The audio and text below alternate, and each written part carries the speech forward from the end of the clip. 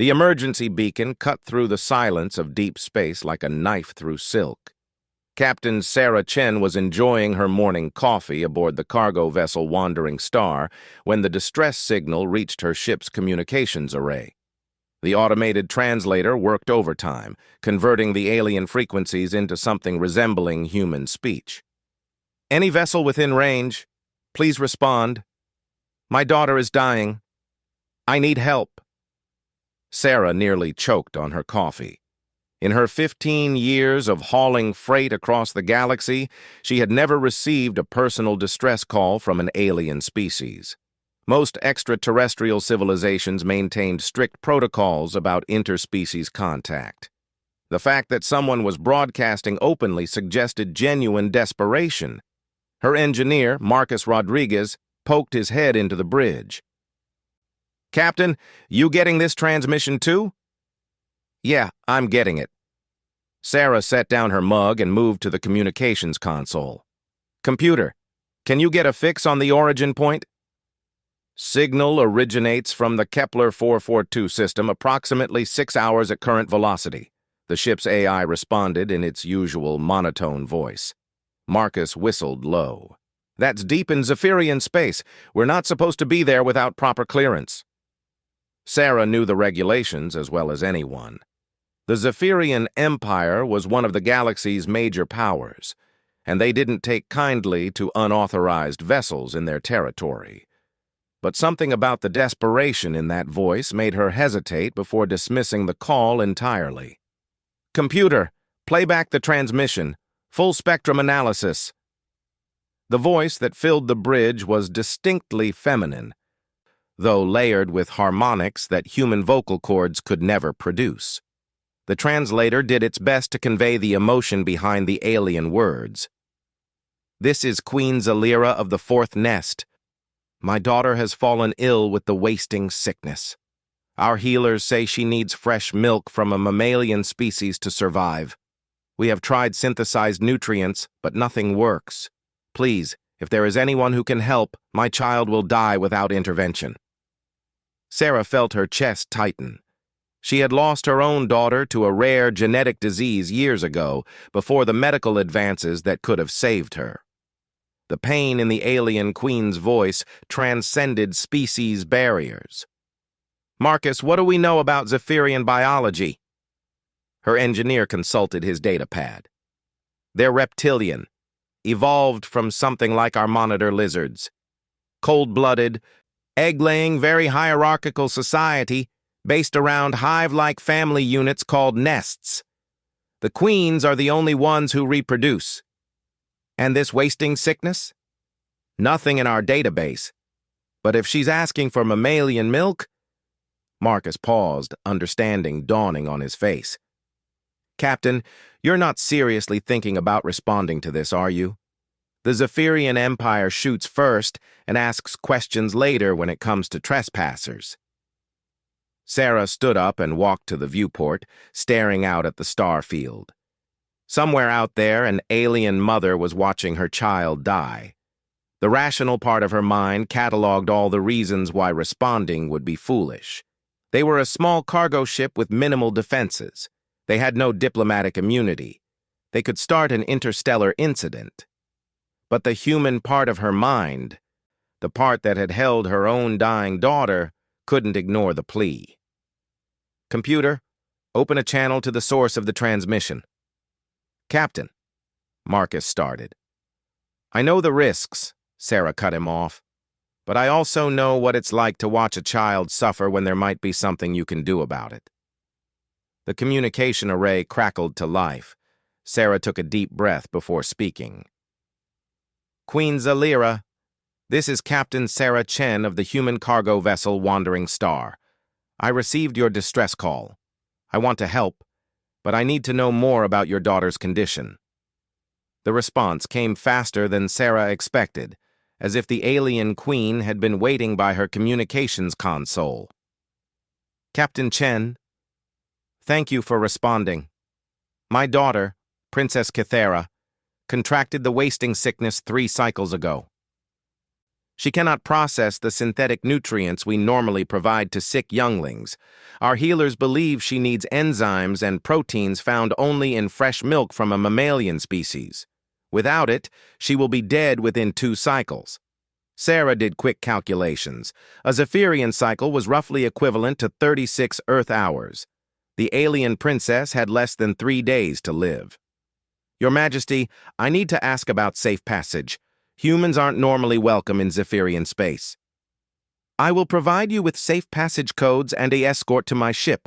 Captain Chen, I am prepared to offer significant compensation for your assistance.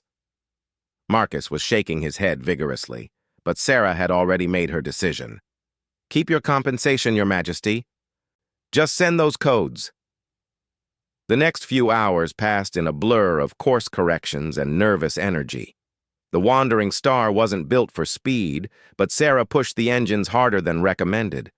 Marcus grumbled constantly about stress fractures and maintenance schedules, but he kept the ship running. As they entered Zephyrian space, 2 sleek warships appeared on their sensors. Sarah's hands tensed on the controls until a formal communication arrived, providing coordinates for rendezvous with the Queen's vessel. The Zephyrian royal ship was unlike anything Sarah had ever seen. Where human ships were built for efficiency and practicality, this vessel seemed grown rather than constructed. Organic curves flowed from one section to another, and the hull shimmed with iridescent scales that reflected the light of the nearby star.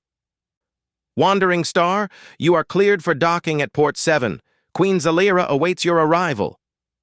Sarah had expected to meet the alien queen in some kind of sterile conference room or medical facility.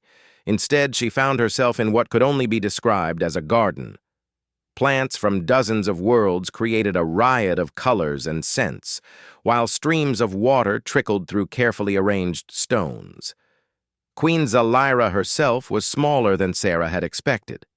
The captain had imagined something large and intimidating, but the Zephyrian ruler stood barely 5 feet tall. Her scales were a deep emerald green that shifted to gold at the edges, and her large eyes held an intelligence that made Sarah think of ancient wisdom. But it was the exhaustion in those eyes that struck her most.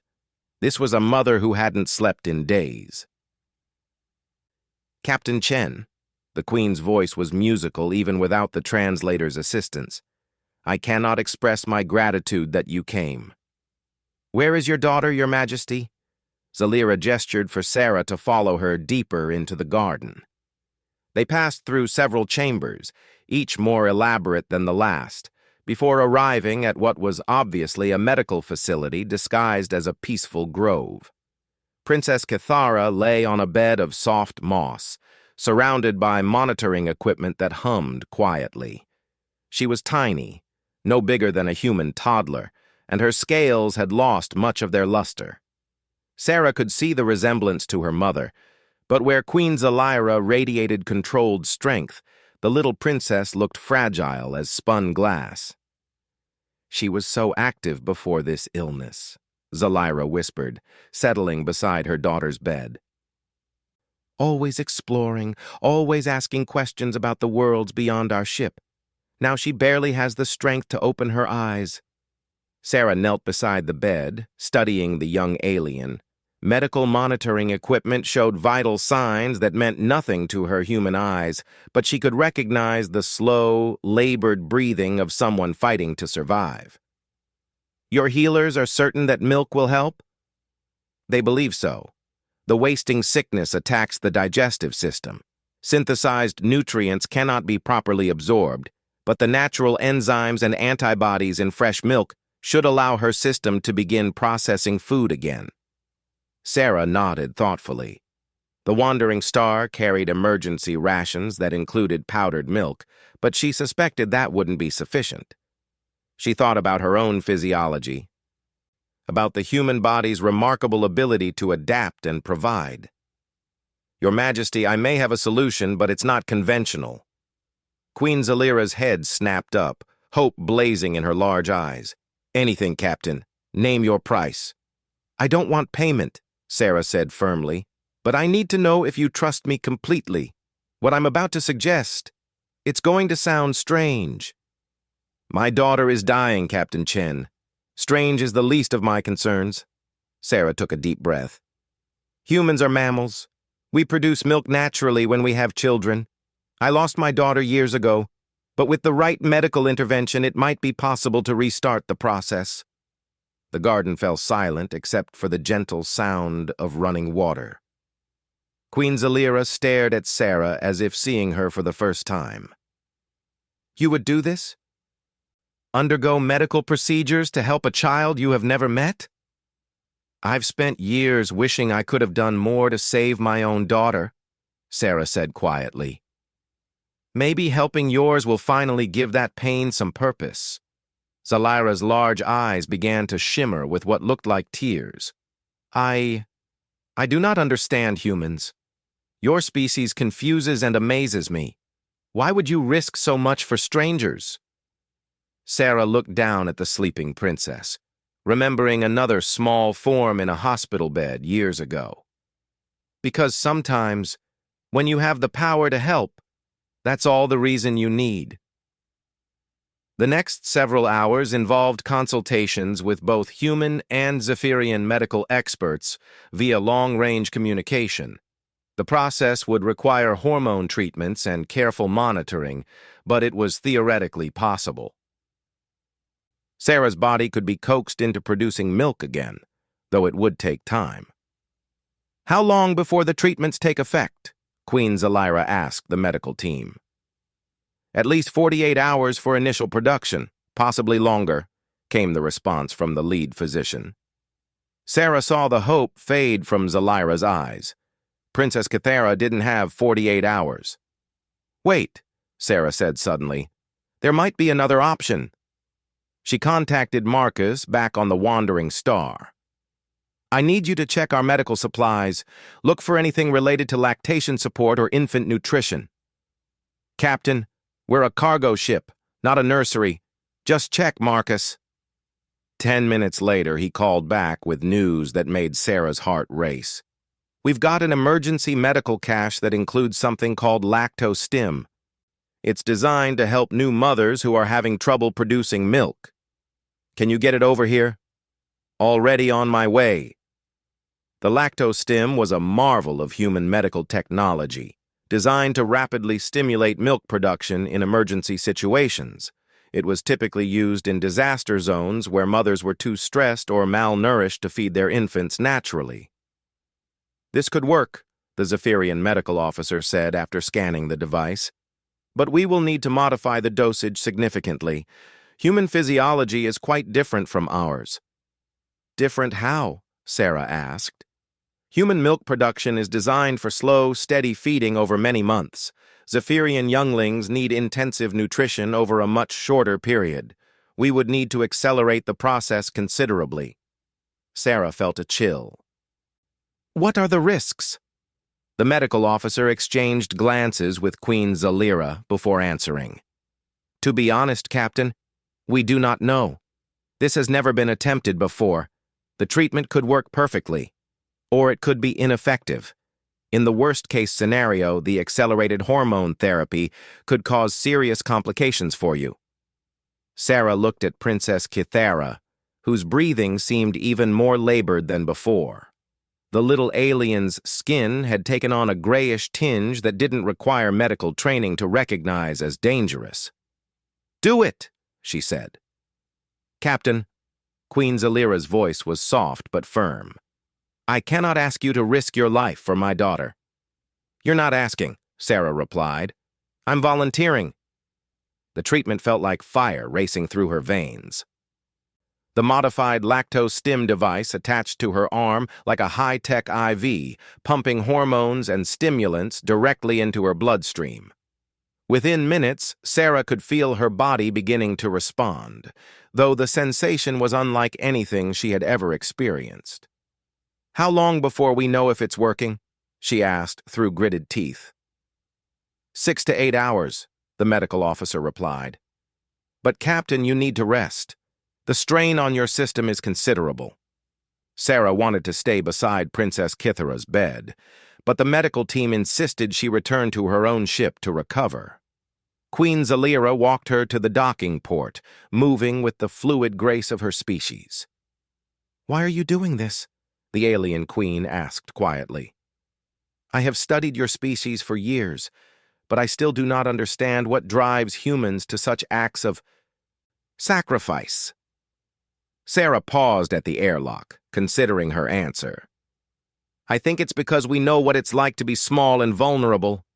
Every human started as someone's child, completely dependent on others for survival. Maybe that makes us more willing to help when we see someone else's child in danger. But you do not know us. We are not your species, not your people." "No," Sarah agreed. "But pain is universal. A mother watching her child suffer, that transcends species." Back aboard the Wandering Star, Sarah tried to rest as the treatment continued its work. Marcus hovered nearby, checking her vital signs every few minutes and muttering about the insanity of their situation. "You know this could start an interstellar incident, right?" he said for the 10th time. "Unauthorized humans in Zephyrian space, performing untested medical procedures on alien royalty." "Then we better make sure it works," Sarah replied weakly. 8 hours later, the lactose stim device chimed softly, indicating the treatment cycle was complete.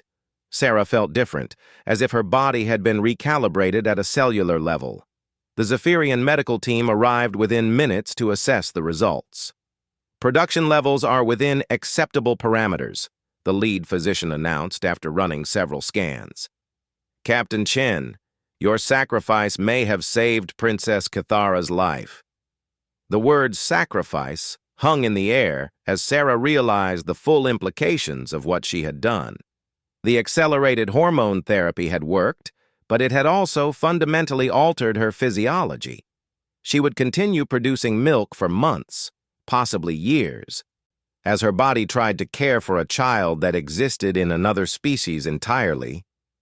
But as they prepared the first feeding for Princess Cathara, Sarah found she didn't regret her decision. Some things were worth any price. The first feeding was conducted with the solemnity of a religious ceremony. Sarah sat beside Princess Cathara's bed while Zephyrian medical specialists prepared specialized equipment to deliver the milk in a way the young alien's digestive system could handle. Queen Zalira watched every movement with intense focus, her hands clasped tightly in her lap. "If this does not work," she began, then stopped herself. "It will work," Sarah said with more confidence than she felt. "It has to." The milk was tested 3 times before being approved for consumption.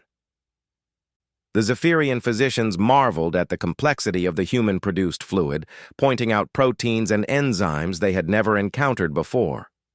"Your species' milk is remarkably sophisticated," the lead physician explained to Sarah.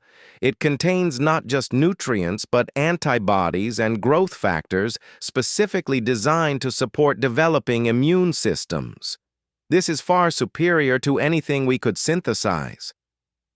Princess Cathara stirred as the first drops of milk touched her lips.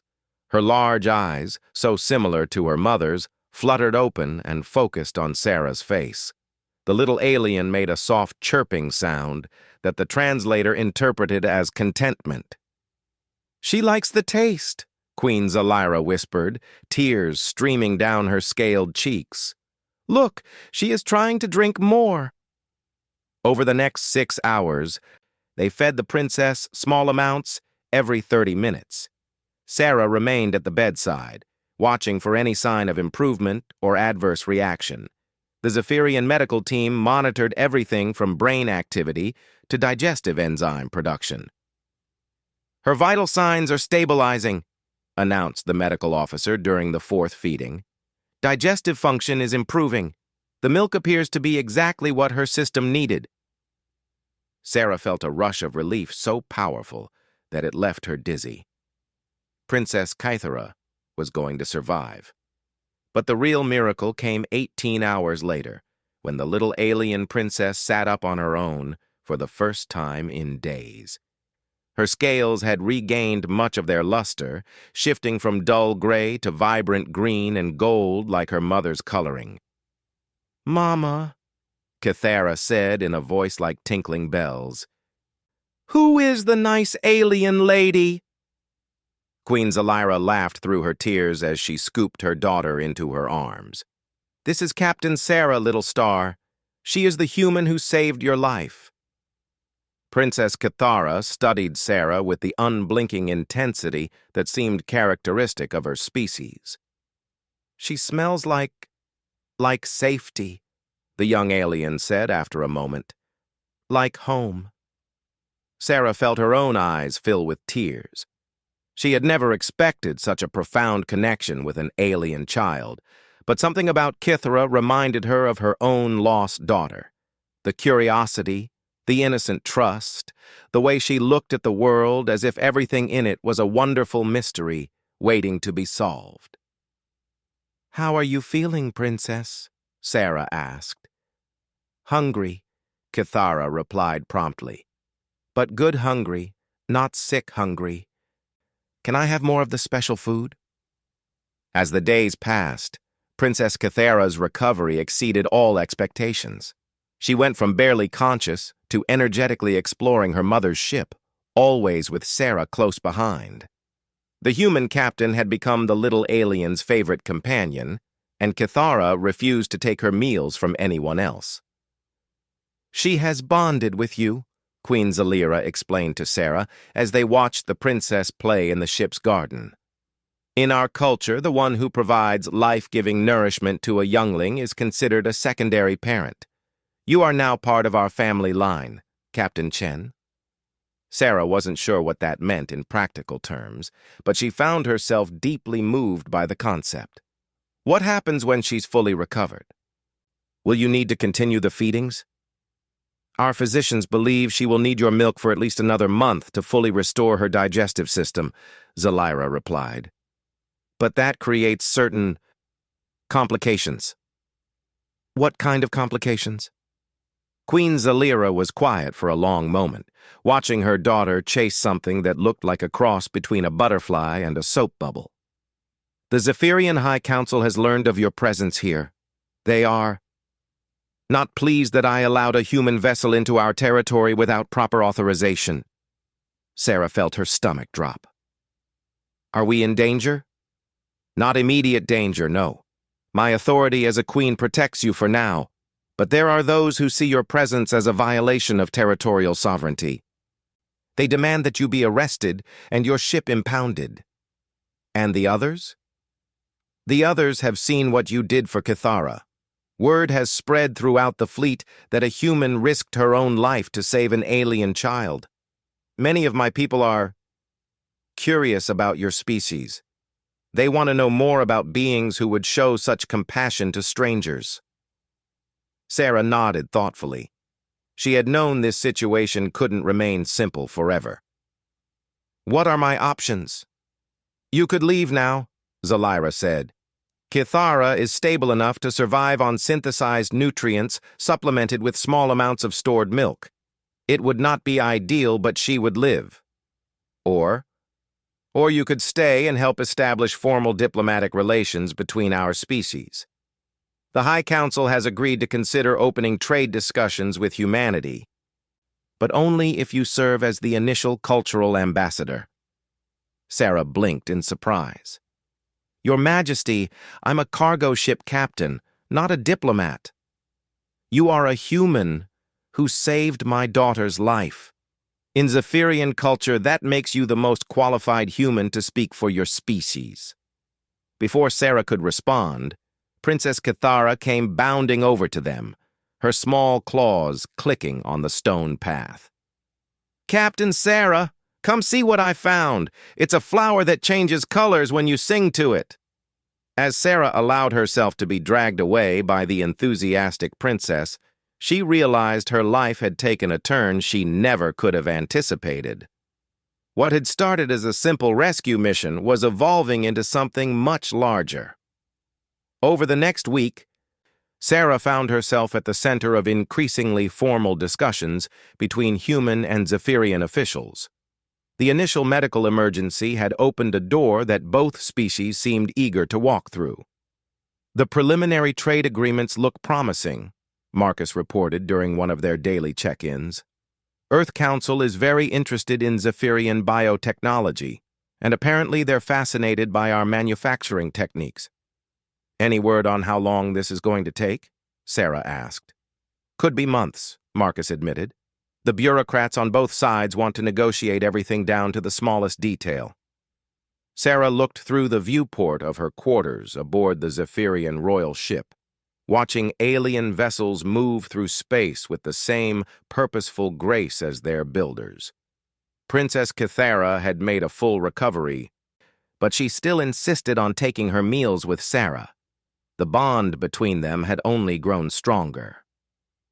"Captain," Queen Zalira's voice came through the communications panel. "Could you join me in the council chamber? There is something I wish to discuss with you." Sarah made her way through the familiar corridors of the ship, nodding to Zephyrian crew members who had become accustomed to her presence. The council chamber was a circular room with walls that seemed to be made of living wood, constantly shifting and growing in slow, organic patterns. Queen Zalira stood beside a holographic display showing star charts and trade routes. "The negotiations are going well," she said without preamble. "Both our species stand to benefit greatly from formal relations." "That's good news," Sarah replied, though she sensed there was more to this conversation. "However, there is an issue that must be addressed." Zalira manipulated the hologram, showing a detailed scan of Sarah's ship. "Your vessel is not equipped for long-term diplomatic missions. If you are to serve as humanity's representative in this region, you will need better facilities and protection." "I'm not sure I understand." "The High Council has approved the construction of a new ship specifically for human diplomatic use. It would be built using combined human and Zephyrian technology, crewed by members of both species, and serve as a mobile embassy." Sarah stared at the hologram as Zalira brought up design specifications. The proposed ship was beautiful, sleek where human engineering demanded efficiency, and organic where Zephyrian aesthetics called for harmony with natural forms. "Your Majesty, this is incredibly generous, but I'm not sure I'm the right person for this kind of responsibility." "Kythera disagrees," Zalira said, with what Sarah had learned was the Zephyrian equivalent of a smile. "She has informed me that she intends to serve as my representative aboard your new ship. Apparently, she wishes to learn more about human culture." As if summoned by her mother's words, Princess Kythera appeared in the doorway, moving with the confident stride of someone who belonged wherever she chose to be.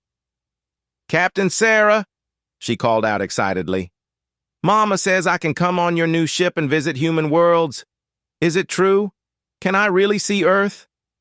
Sarah knelt down to the princess's eye level. At 8 years old in Zephyrian terms, roughly equivalent to a 12-year-old human, Kythera had grown considerably since her illness.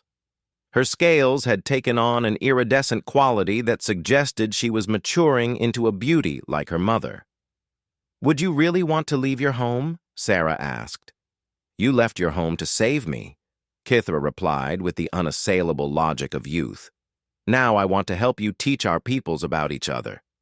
Besides," she added with a mischievous glint in her large eyes, "someone has to make sure you eat properly. Humans are terrible at taking care of themselves."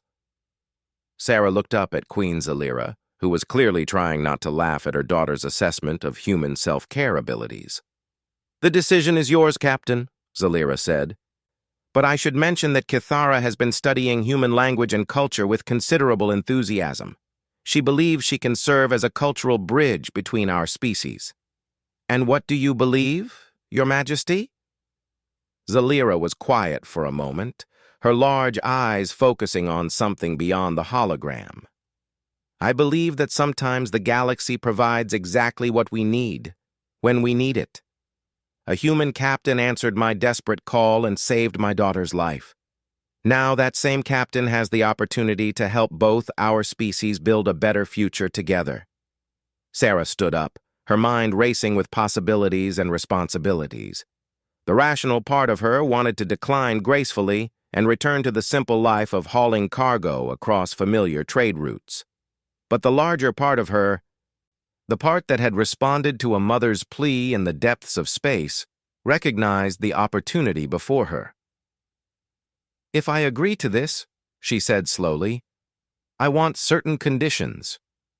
"Name them," Zelira replied immediately. "First, Marcus comes with us. I trust him completely, and I'll need at least one familiar face among the crew. Second, Princess Cathara's education and safety are the top priorities. She's still a child, regardless of how mature she seems. Third, we do this properly. No rushing into agreements just because they're convenient. Both our species deserve better than that." Queen Zelira inclined her head formally. "Your conditions are acceptable and wise. The High Council will be pleased that humanity's representative approaches this opportunity with such thoughtfulness." Princess Cathara, meanwhile, was practically vibrating with excitement. "Does this mean yes? Are we really going to explore the galaxy together?" Sarah looked at the young alien who had somehow become like a daughter to her, then at the queen who had trusted a human stranger with her most precious treasure. The weight of responsibility was enormous, but so was the potential for something truly extraordinary.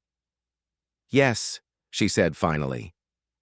"But first, we need to make sure you know how to operate human food processors. I'm not spending the next few years eating nothing but emergency rations." Cathara's delighted laughter filled the council chamber, a sound that seemed to symbolize the bright future stretching out before both their species. 6 months later, Captain Sarah Chen stood on the bridge of the Harmony's Dream, watching Earth grow larger in the viewport. The ship was everything Queen Zelira had promised and more. Human engineering efficiency blended seamlessly with Zephyrian organic design, creating a vessel that felt alive in ways Sarah was still learning to appreciate. "Approaching Earth orbital control," announced Lieutenant Torres from the navigation station. He was one of 3 humans who had volunteered for the diplomatic mission, drawn by the chance to be part of something unprecedented. "Princess, you might want to see this," Sarah called to Cathara, who was sprawled on the floor of the bridge, studying human literature on her datapad. The young Zephyrian had grown considerably over the past months, her scales taking on the deep emerald color that indicated approaching adulthood in her species. Cathara bounded to her feet with typical enthusiasm and joined Sarah at the viewport. "It's beautiful," she breathed, watching sunlight play across Earth's oceans. "So much water. And those white swirls are clouds." "Weather patterns," Sarah confirmed. "You're seeing storms forming over the Atlantic Ocean." "Can we visit them?" "Maybe later. First, we have to meet with the Earth Council and establish our diplomatic credentials." The past 6 months had been a whirlwind of activity. The Harmony's Dream had visited 14 different worlds, establishing trade relationships and cultural exchanges between humanity and the Zephyrian Empire. Princess Cathara had proven herself to be a natural diplomat, her curiosity about other species disarming even the most suspicious alien officials. But Earth was different. This was Sarah's home world, and she felt the weight of representation more heavily here than anywhere else. Humans had a tendency to be skeptical of anything too good to be true, and the benefits of the Zephyrian alliance definitely fell into that category. "Captain," came a voice from the communications station. "We're receiving a priority message from Earth Central Command." "Put it through." The view screen flickered to life, showing Admiral Rebecca Walsh, Sarah's former commanding officer from her days in the Earth Defense Force. The woman looked exactly the same as Sarah remembered, all sharp angles and no-nonsense efficiency. "Captain Chen, welcome home. I have to say, when we received your initial reports, most of us thought you'd suffered some kind of breakdown. Alien queens, dying princesses, milk-based diplomacy. It all sounded like a bad science fiction novel." "I understand the skepticism, Admiral," Sarah replied diplomatically. But as you can see, the results speak for themselves. Admiral Walsh's expression softened slightly. Indeed they do. The technological advances we've received through your negotiations have revolutionized our medical and manufacturing capabilities. The Earth Council is eager to formalize these relationships. I'm glad to hear that. May I present Princess Kithara, official representative of the Zephyrian Fourth Nest and cultural ambassador to the human worlds. Kithara stepped forward with the fluid grace she had inherited from her mother, offering the formal gesture of respect she had learned from studying human customs. Admiral Walsh, I greet you in the name of my people. We are honored by the opportunity to build friendship between our species. Sarah watched Admiral Walsh's face carefully, looking for signs of the prejudice or fear that had characterized early human contact with alien species. Instead, she saw surprise and genuine warmth. The honor is ours, Princess Kithara. I have to admit, after reading Captain Chen's reports, I was curious to meet the individual who has accomplished so much at such a young age. Captain Sarah taught me that age is less important than wisdom and kindness, Kithara replied. I hope to learn much more during our time on Earth. The formal ceremonies at Earth Central Command went more smoothly than Sarah had dared hope. Princess Kithara charmed everyone she met, from the Secretary General to the junior aides who couldn't stop staring at her iridescent scales. Her genuine curiosity about human culture and her obvious affection for Sarah helped overcome any lingering suspicions about alien motives. But the real test came 3 days later, when they visited Sarah's hometown in Colorado. The small mountain community had been buzzing with excitement ever since news broke that their most famous daughter was returning home with an alien princess in tow.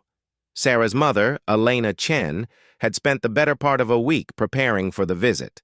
The house had been cleaned, repainted, and filled with flowers from her prize garden. When the shuttle touched down in the town square, half the population turned out to welcome them. Mija, Elena said, wrapping Sarah in the kind of fierce maternal embrace that transcended all logic and diplomacy. You look tired. Are you eating enough? I'm fine. Mom, Sarah laughed, feeling years of tension melt away at her mother's familiar concern. I want you to meet Princess Kithara. Kithara had been unusually quiet during the flight to Colorado, studying everything with intense concentration. When Elena turned to greet her, the young alien froze for a moment, as if overwhelmed by the significance of the encounter. So you're the little one who stole my daughter's heart, Elena said with a smile that could have powered a small city. Come here, sweetie.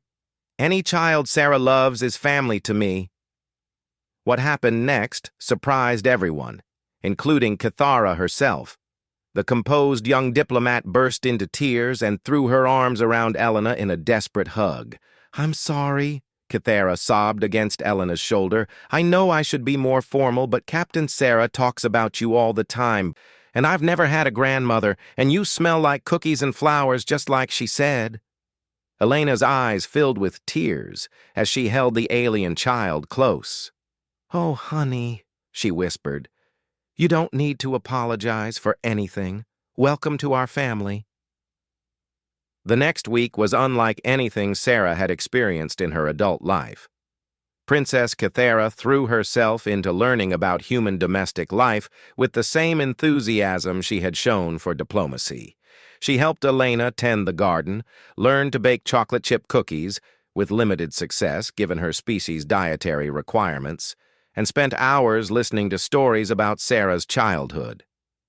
Your mother is remarkable, Kithara told Sarah one evening as they sat on the back porch, watching the sunset paint the mountains in shades of gold and purple. She makes me understand why humans value family bonds so highly. She's always been special, Sarah agreed. When my daughter died, I thought I'd lost my chance to be part of something like this again. But now you have me, Kithara said, with the matter-of-fact confidence that was so characteristic of her species. And I have you, and Grandmother Elena, and Uncle Marcus, and all the crew members who tell me embarrassing stories about your academy days." Sarah laughed, despite herself.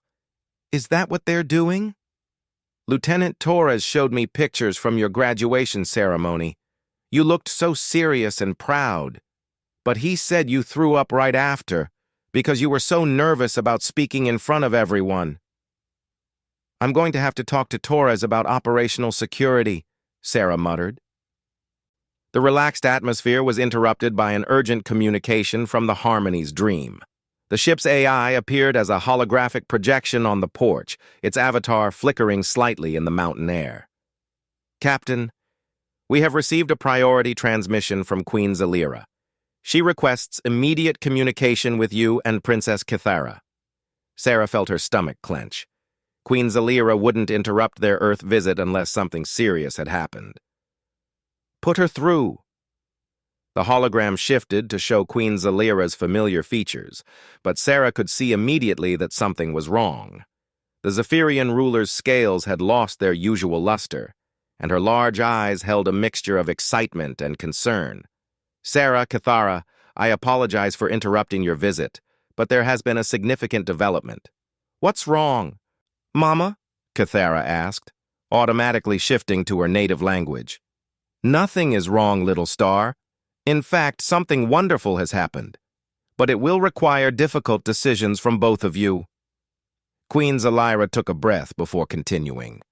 "The Galactic Council has formally recognized the Human-Zephyrian Alliance as a new political entity.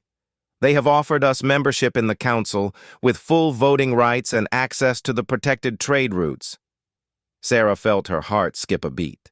Membership in the Galactic Council was the dream of every spacefaring species, but it was rarely offered to newer civilizations. The benefits would be enormous, but so would the responsibilities. "That's incredible news," Sarah said carefully. "But I sense there's a complication. The Council requires that our alliance be represented by a formal diplomatic team based on their primary station.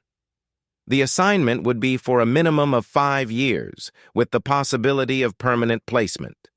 Princess Kithara straightened, understanding immediately what her mother was asking. "You want us to represent the Alliance to the entire galaxy." "I want you to consider it," Zalira replied. "But I will not make this decision for you. You have both sacrificed much already, and this would ask for more. Kithara, you would be leaving behind everything familiar to help build relationships with dozens of alien species. Sarah, you would be taking on responsibilities far beyond anything you trained for." Sarah looked at Princess Kithara, seeing her own thoughts reflected in the young alien's expression. This was the logical next step in everything they had been building, but it was also a commitment that would change their lives forever. "What do you think?" Sarah asked quietly. Kithara was silent for a long moment, her scales shifting through subtle color changes that Sarah had learned to recognize as deep thought. Finally, she looked up with the determined expression that had become so familiar. "I think we started something beautiful when you answered Mama's call for help," she said. "And I think we have a responsibility to see it through, no matter how hard it gets." Sarah felt a surge of pride at the young alien's wisdom. In less than a year, Princess Kithara had grown from a sick child into a remarkable individual who understood both the weight of responsibility and the importance of choosing to bear it. "Then I guess we have our answer," Sarah told Queen Zalira. "When do we need to report to the Galactic Station?" "You have 1 month to prepare and say your goodbyes," Zalira replied, though Sarah could see relief in her expression. "The Council is eager to begin formal integration proceedings." That night, Sarah sat on her childhood bed in her mother's house, staring out at stars that no longer seemed like distant points of light. Each one represented worlds she had never seen, species she had never met, challenges she couldn't imagine. A soft knock on her door interrupted her thoughts. Princess Kithara peeked inside. wearing the pajamas Elena had bought for her that were covered in cartoon spaceships. "Can't sleep either?" Sarah asked. "Too many thoughts," Kithara admitted, settling cross-legged on the floor beside the bed. "Are you having second thoughts about accepting the council appointment?" "Some," Sarah said honestly. "What about you?" "I keep thinking about all the species we'll meet, all the problems we might be able to solve. But I also think about leaving Grandmother Elena and Uncle Marcus and everyone else we care about." Sarah reached down and touched the young alien's shoulder, feeling the warmth of her scales through the thin fabric. "You know, when I first heard your mother's distress call, I was just a cargo pilot looking for the next job. I never imagined any of this. Do you regret answering?" "Never," Sarah said without hesitation. "Meeting you and your mother has been the greatest privilege of my life. Whatever comes next, we'll face it together." Kithara's scales shimmered with the soft phosphorescence that indicated contentment in her species. "Together," she agreed. "Like family." Outside the window, the stars continued their ancient dance across the sky. But now they seemed less like distant mysteries and more like destinations waiting to be explored. Sarah Chen, former cargo pilot, and Princess Kithara of the Fourth Nest, young diplomat, would carry the hopes and dreams of two species into the vast unknown of galactic politics. But they wouldn't go empty-handed. They carried with them the proof that compassion could transcend species barriers, that a simple act of kindness could grow into something that changed the galaxy itself. And most importantly, they carried the knowledge that some bonds, once formed in crisis and strengthened through choice, could weather any storm the universe might send their way. The human who had answered an alien queen's desperate plea had become something more than she had ever imagined possible. And the alien princess who had been saved by a stranger's sacrifice had grown into a bridge between worlds. Together, they would write the next chapter of galactic history.